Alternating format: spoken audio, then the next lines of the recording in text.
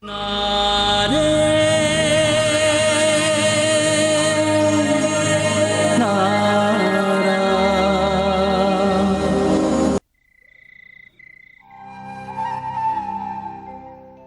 மருமகளே, அங்க என்ன நடந்திருந்தாலும் உன்னோட இத்தனை வருஷம் நம்பிக்கையினால எங்க எல்லாருடைய வாழ்க்கையிலையும் ஒரு சின்ன சந்தோஷத்தை இப்ப அனுபவிக்கிறோம். இதை எங்களால மறக்கவே முடியாது.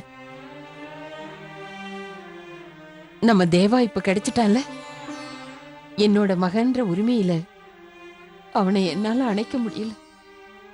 அவன் வாயால அம்மாங்கிற வார்த்தையும் கேட்க முடியல. இனிமே அந்த நாள் எப்ப வருமோ தெரியல. நீங்க எதுக்கும் கவலைப்படாதீங்கம்மா. அந்த நாள் சீக்கிரமே நம்ம வாழ்க்கையில வந்துரும். கண்ணன் நம்ம கூட இருக்காரு. எனக்கு நம்பிக்கை இருக்குமா, கண்ணன் எப்படியாவது அவருக்கு நினைவுகளை திரும்ப கொண்டு வருவாரு. அம்மா ஒரு கூடிய சீக்கிரமே நம்மளை தேடி வருவாரு. கண்டிப்பா வருவாரு.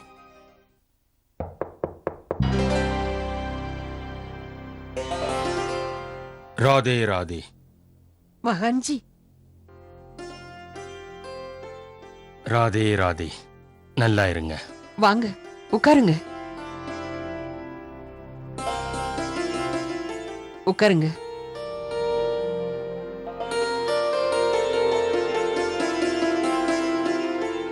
மகான்ஜி, நீங்க திடீர்னு இந்த இடத்துக்கு எங்களை தேடி வந்திருக்கீங்க? சுஷீலும் அர்ஜுனும் நீங்க இருக்கிற இடத்த சொன்னாங்க. இத்தனை வருஷமா நீங்க ஆக்ரால தான் இருக்கீங்களா?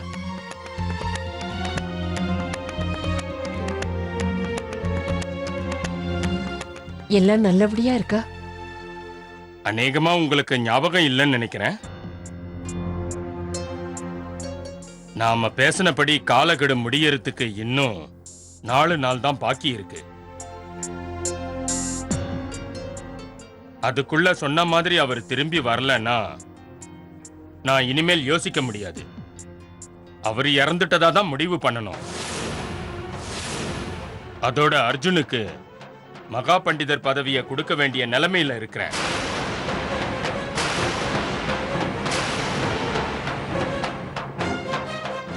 கண்டிப்பா அப்படி ஒரு நிலைமை வராது மகான்ஜி. ஏன்னா அந்த மகா பண்டிதர் பதவிக்கு உரியவர் கிடைச்சிட்டாரு. என்னது? தேவா கிடைச்சிட்டாரா? அப்படின்னா உண்மையில சந்தோஷமான விஷயம்தான். ஆனா எங்க இருக்காரு இப்போ? மகான்ஜி, எங்க தேவா எங்களுக்கு கிடைச்சிட்டானா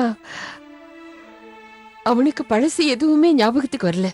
அவனுக்கு எங்களை யாருன்னே அடையாளம் தெரியல. அந்த நிலைமையில இருந்தாருன்னா அவரு மகா பண்டிதர் பொறுப்பெல்லாம் எப்படி நிறைவேற்றுவாருன்னு நினைக்கிறீங்க? அப்புறம் எப்படி நீங்க இப்படி அவர் திரும்ப கிடைச்சிட்டாருன்னு தைரியமா சொல்றீங்க? உண்மையிலேயே அவரு தேவாதானா? நீங்க அதை பத்தி கவலைப்பட வேண்டாம் மகான்ஜி. எனக்கு முழு நம்பிக்கை இருக்கு. அவர் என்னோட புருஷன்தான். கவலைப்பட வேண்டிய விஷயம் இருக்கேம்மா. இன்னையிலிருந்து சரியா 4வது நாள் டெல்லியில மகா பண்டிதர் பதவியை ஏத்துக்கிட்டே ஆகணும். இப்ப நீங்க யாரோ ஒருத்தர தேவான்னு சொல்றீங்கல்ல, அவர் உண்மையிலேயே தேவாவா இருந்தா அவர் டெல்லிக்கு வந்து தான் யாருங்கிறத நிரூபிச்சே ஆகணும். ஆனா அவர் இப்ப இருக்கிற நிலைமையை நீங்க சொல்லும் போது பார்த்தா அவரால தான் யாருங்கிறத எப்படி நிரூபிக்க முடியும்? ஒருவேளை அவரால நிரூபிக்க முடியலன்னா பதவி அர்ஜுனுக்கு போயிடும்.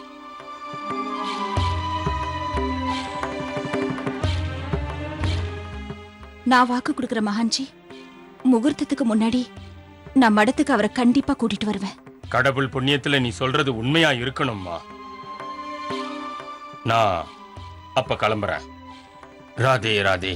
ராதே ராதே.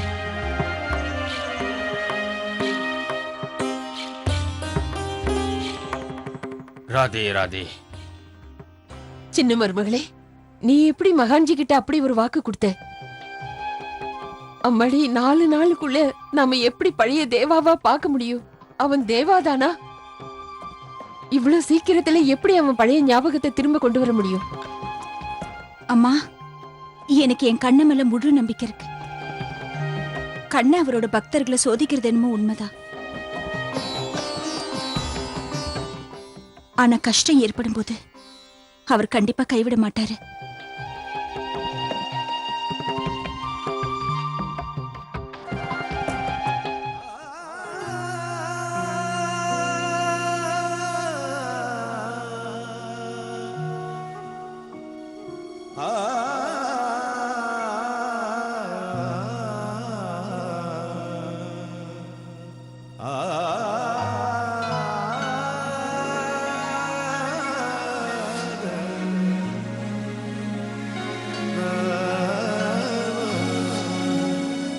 என்னைக்கு நான் இந்த வீட்டுக்குள்ள முதல்ல கால் எடுத்து வச்சேனோ அப்பவே நீங்க இங்க இருக்கீங்கன்னு எனக்கு தெரிஞ்சு போச்சு.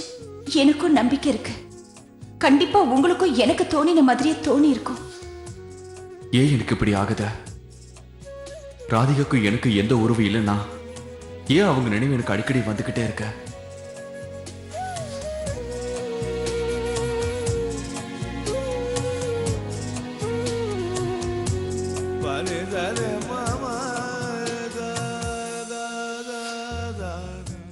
அவங்க என் முன்னால வரும்போது நிச்சயமா என் மனசுக்கு தெரியுத ஏதோ ஒண்ணு இருக்க. அடிக்கடி அவங்க நினைப்பு வந்து ராதிகாக்கு என்ன ஆகுமோ ஏதாகுமோன்னு ஏன் என் மனசு இவ்வளவு கஷ்டப்படுது? இல்ல, இது தப்பு. என்னை பொறுத்த வரைக்கும் தீப்புவும் கணிக்கவும் தான் என் வாழ்க்கை. அவங்க இருக்கும்போது நான் ராதிகாவை பத்தி யோசிச்சா அது ரொம்ப தப்பு. ராதிகாவை விட்டு நான் வேலைக்கு போயிடணும். அதுதான் ரெண்டு பேருக்குமே நல்லது. உன்னுடைய எல்லா கஷ்டமும் தீயில போட்ட மாதிரி எல்லாம் முடிஞ்சு போச்சு. உன்னுடைய எல்லா பொய்யான டாக்குமெண்ட்டையும் முத்திர குத்துன மாதிரி எல்லாத்தையும் உண்மையாக்கிட்டேன். ஆனா உண்மை என்னன்றது நம்ம ரெண்டு பேருக்கு மட்டும்தான் தெரியும். அந்த அவே மாப்பிள்ள உனக்கு புருஷனும் கிடையாது, உன்னுடைய குழந்தைக்கு அப்பாவும் கிடையாது. உண்மைய சொல்லணும்னா அந்த ராதிகாவோட புருஷன் தேவாதான் அவன்.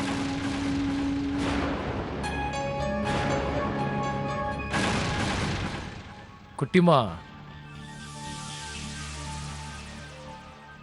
உன்னுடைய எல்லா பிரச்சனைக்கும் நான் ஹெல்ப் பண்ணியிருக்கேன். இது உன்னுடைய டர்ன். நீ தான் இப்ப எனக்கு ஹெல்ப் பண்ணணும். என்ன ஹெல்ப் பண்ணணும்னா? இந்த வீட்டோட பையனா, இந்த மொத்த அரண்மனைக்கும் வாரிசு நான் தான். ஆனா அந்த வீட்டுல எனக்கு என்ன மரியாதை இருக்கு? என் வாழ்க்கை முழுசும் இந்த மாதிரி வாழறதுக்கு நான் விரும்பல. எனக்கு இந்த வீட்டுல என்னோட உண்மையான உரிமை வேணும். உன்னால மட்டும்தான் எனக்கு வாங்கி தர முடியும். அம்மா அந்த அபிக்கு எப்படியெல்லாம் மரியாதை கொடுக்கறாங்களோ அதே மரியாதை எனக்கு வேணும். எனக்காக அந்த உதவி செய்வல்ல?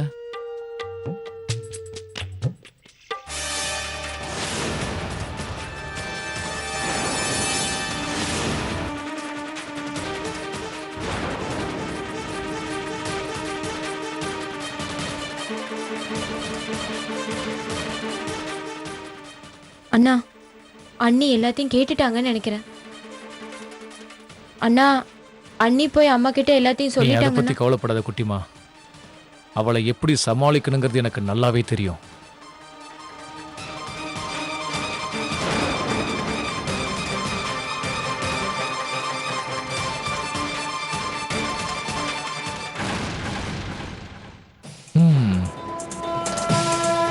என்னாச்சு மகாராணிக்கு? எதுக்காக இப்ப இந்த செவுத்தோட ஒட்டிக்கிட்டு இருக்க? எதுக்காக தேவையில்லாம உன் புருஷன்கிட்ட இப்படிலாம் பயப்படுற? வெளியே கிளைமேட் எவ்வளவு நல்லா இருக்கு. ஆனா உன் நெத்தியில மட்டும் ஏன் இவ்வளவு வேர்வை இருக்கு? பேய் ஏதாவது இந்த வீட்டுக்குள்ள பாத்தியா என்ன? வா, உனக்கு பிடிச்சிருக்க பேய ஓட்டுறேன். வாங்க வாங்க, உட்காருங்க.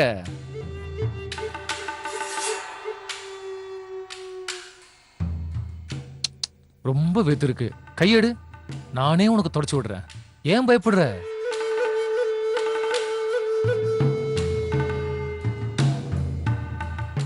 எவ்வளவு நல்லவனா உன் நெத்தியில் இருக்கிற வேர்வையை நான் தொடச்சி விட்டனோ அதே மாதிரி நீயும் நல்லவளா உன் காதால கேட்டதையும் கண்ணால பார்த்ததையும் மனசுல இருந்து தொடச்சிடுற. அதாவது நீ அங்க கேட்டுட்டு வந்தத என்னோட கண்ணை பாரு.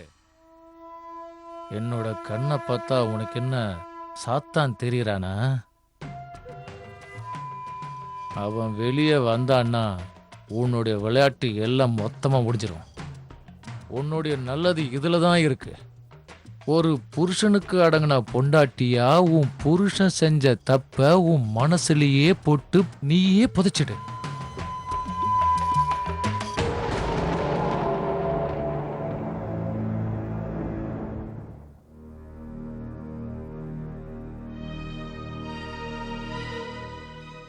தன்னோட பழைய நினைவு திரும்பி வர வரைக்கும் எங்க 2 பேருக்குள்ள ஏதோ இடைவெளி இருக்குன்னு அபய் நினைக்கிறார். ஆனா நான் ஏதாவது ஒன்று பண்ணி அந்த இடைவெளி இல்லாம பண்ணியே ஆகணும்.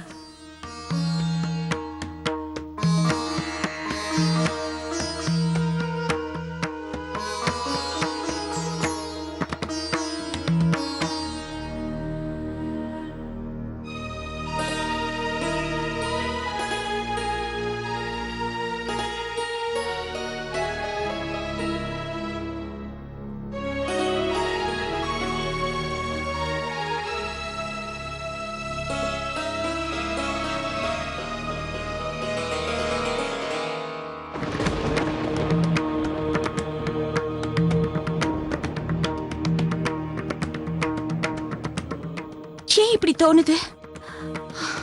கண்ணா, அவருக்கு எதுவும் ஆயிருக்க கூடாது. அவருக்கு பாதுகாப்பா இருக்கு கண்ணா. அவருக்கு எதுவும் ஆகக்கூடாது.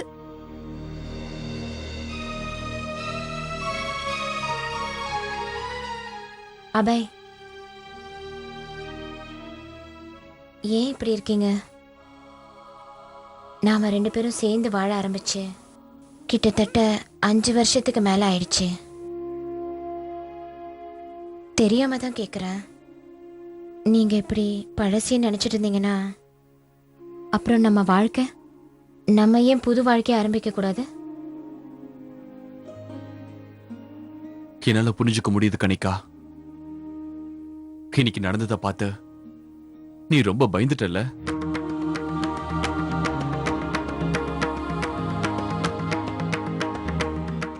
ஆனா என் மேல நம்பிக்கை வை. நான் எப்பவும் தப்பு பண்ண மாட்டேன். என் மனைவிக்கு எப்பவும் துரோகம் பண்ண மாட்டேன்.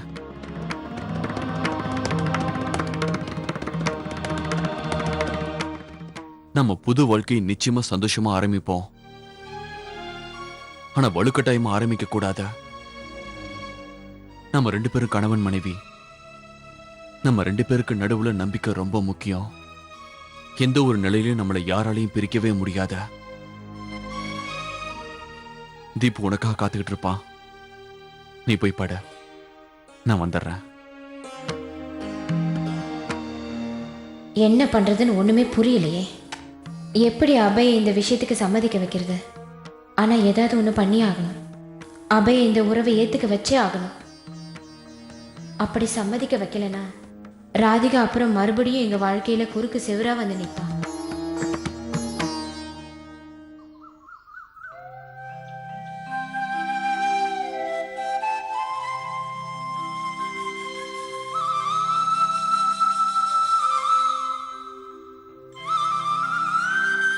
கண்ணா, உங்களுக்கே தெரியும், மகா பண்டிதர் பதவி அந்த அர்ஜுன் கிட்ட போச்சுன்னா எல்லாமே நாசமாயிடும். நான் இந்த விஷயத்துல முடிஞ்ச அளவுக்கு போராடிட்டு இருக்கேன். ஆனா நீங்களும் எனக்கு துணையா இருக்கிறது மட்டும் இல்ல கண்ணா, இந்த விஷயத்துல எனக்கு உதவியா இருந்து என்னை வெற்றி அடைய செய்யணும்.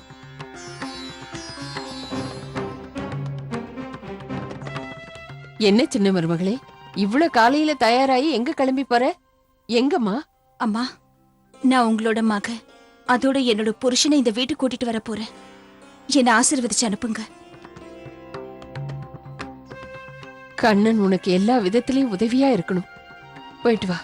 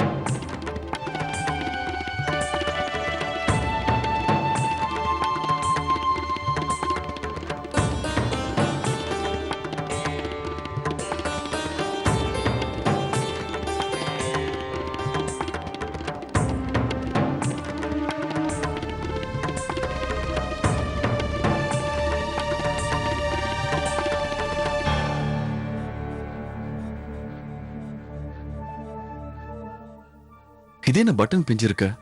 வேற ஒன்று போட்டுக்க வேண்டியதுதான். என்ன ஆச்சு அபய்? ஏன் இப்படி டென்ஷனாவே இருக்கீங்க? இல்ல கனிகா, அப்படிலாம் ஒண்ணும் இல்ல.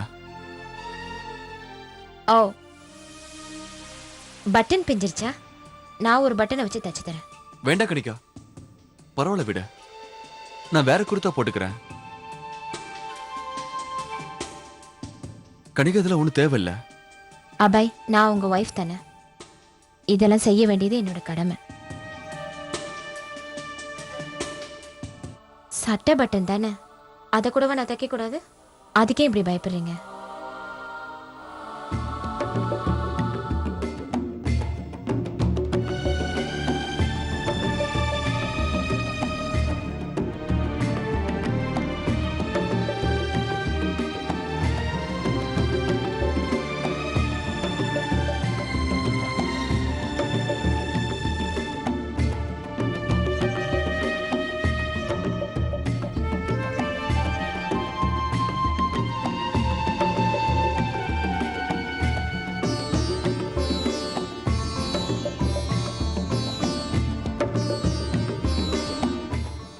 முடிச்சிட்டேன். இப்போ நீங்க தைரியமா இருக்கலாம்.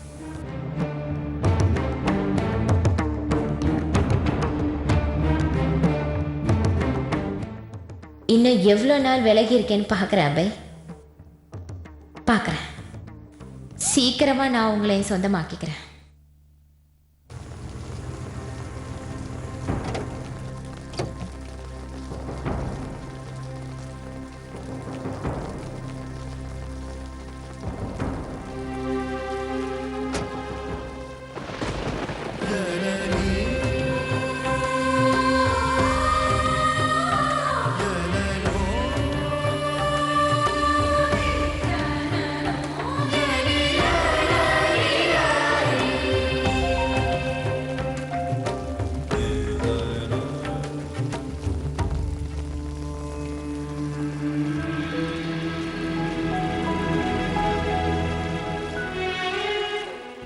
என்னங்க என்னங்க நில்லுங்க.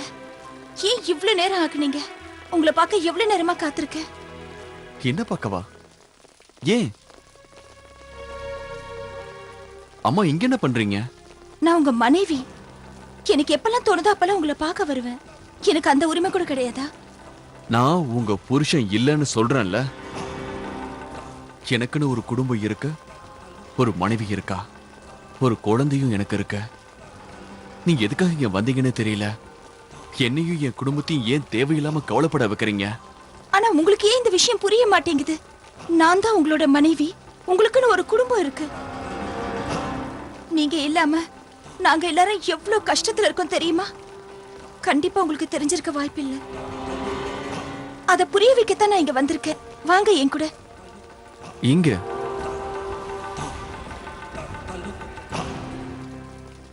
நம்ம வீட்டுக்கு, நம்ம குடும்பத்தை பார்க்க.